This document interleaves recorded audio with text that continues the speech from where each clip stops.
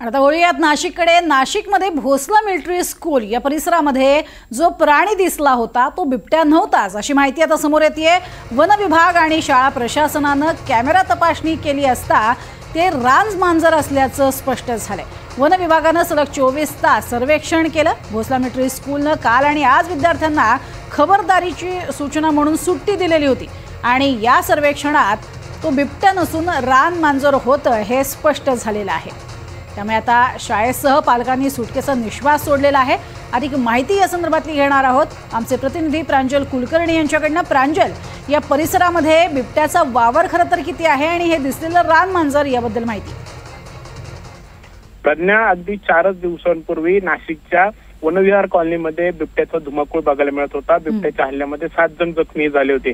दरम्यान ही घटना ताजी असतानाच 3 दिवसांनी हा जो परिसर आहे वनविहार कॉलनी तिथून अगदी 100 मीटर अंतरावर असलेल्या भोसला मिलिटरी स्कूलमध्ये बिबट्या दिसला अशी एक बातमी ही पसरली होती। त्यानुसार शाळा प्रशासनाने खरं तर काल खबरदारीचा उपाय म्हणून सकाळचे सत्राची शाळा ज्या आहेत लवकर सोडल्या आहेत तर दुपारच्या सत्राला सुट्टी जाहीर केली होती।